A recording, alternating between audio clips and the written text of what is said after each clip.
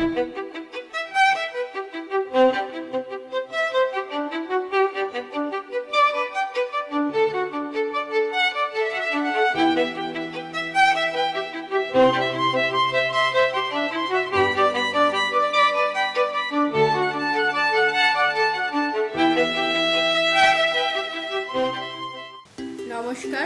ইন্দুর হেসেলে আপনাদের সবাইকে স্বাগত। আজ ইন্দুর হেসেলে রান্না হচ্ছে কুমড়ো, পুঁই শাক ও মাছের তেল দিয়ে চচ্চড়ি।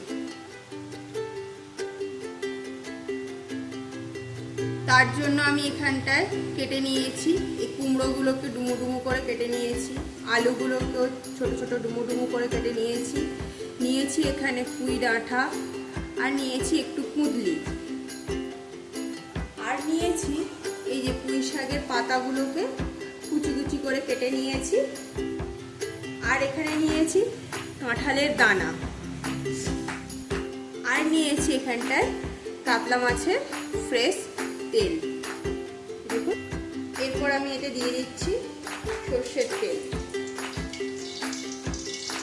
তেল গরম হয়ে গেছে, এরপর দিয়ে দিচ্ছি ফোড়নে দুটো শুকনো লঙ্কা, 5 ফোড়ন এবং 2-3টে তেজপাতা। ফোড়নটা ভাজা হয়ে গেলে এবং ফোড়ন থেকে সুন্দর গন্ধ বেরোলে এতে দিয়ে দেব পেঁয়াজ কুচি। ফোড়নটা ভাজা হয়ে গেছে, এবার দিয়ে দিচ্ছি কুচিয়ে রাখা পেঁয়াজ।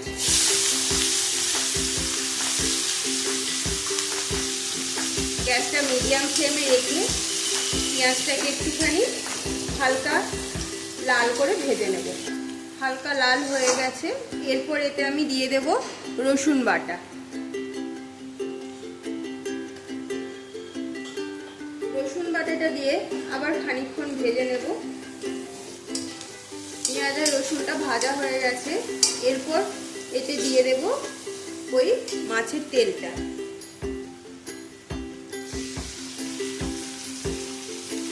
মাছের তেলটা দিয়ে আবার একটুখানি হালকা করে নেড়ে চেড়ে নেব।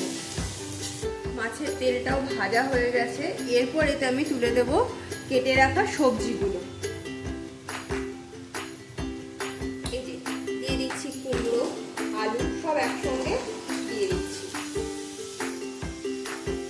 কাঁঠালের দানাটাও আমি দিয়ে দিচ্ছি এখন। খানিকক্ষণ সবজিটাকে নেড়ে চেড়ে ভালো করে ভেজে নেব। সবজিটা অর্ধেক ভাজা হলে দিয়ে দেব পুঁই শাকের পাতাগুলোকে। সবজিটা ভাজা হয়ে গেছে, এরপর এতে আমি দিয়ে দিচ্ছি 1 চামচ আদা বাটা, আর দিয়ে দিচ্ছি কুচিয়ে রাখা পুঁই শাকের পাতাগুলোকে।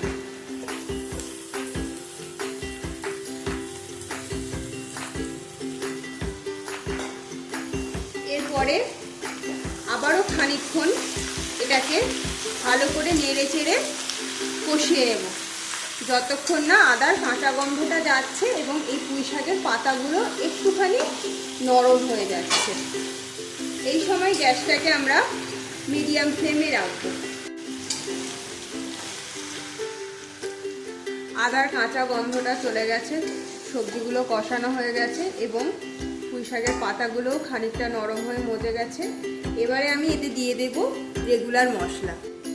দিয়ে দিচ্ছি 1 চামচ হলুদ গুঁড়ো, ঝালের জন্য 1/2 চামচ লঙ্কা গুঁড়ো, 1 চামচ জিরে গুঁড়ো এবং 1 চামচ ধনে গুঁড়ো, স্বাদ মতো নুন এবং স্বাদ মতো চিনি। এবারে মশলাগুলোকে ভালো করে কষিয়ে নেব। মশলাটা কষানো হয়ে গেছে এবং তরকারি থেকে তেলটাও ছেড়ে দিয়েছে। এবার এতে দিয়ে দেব জল। জলটা বুঝে পরিমাণ মতো দিতে হবে। এবারে এটাকে খানিকক্ষণ ঢাকা দিয়ে দেব সবজিগুলো সেদ্ধ হওয়ার জন্য, আর গ্যাসটাকে মিডিয়ামে রেখে দেব। ঢাকা খুলে দিয়েছি এবং দেখুন সবজিগুলো সব সেদ্ধ হয়ে গেছে, কুমড়োও সেদ্ধ হয়ে গেছে, ডাঁটা আলু সব সেদ্ধ হয়ে গেছে। এবার এটাতে নামানোর আগে সব দিয়ে দেবো সামান্য একটু পরিমাণে গরম মশলা। মশলাগুলো।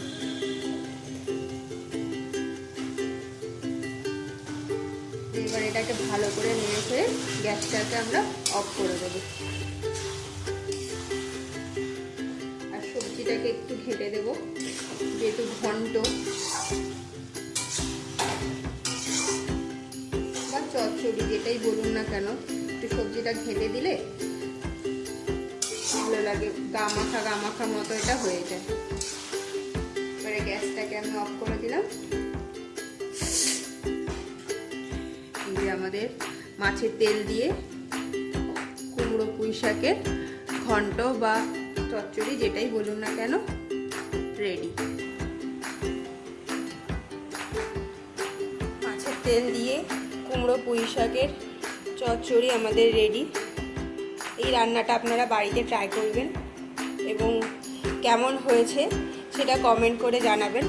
ভালো লাগলে একটা লাইক এবং শেয়ার করবেন ও ইন্দুর হেসেলের পাশে থাকবেন। নমস্কার।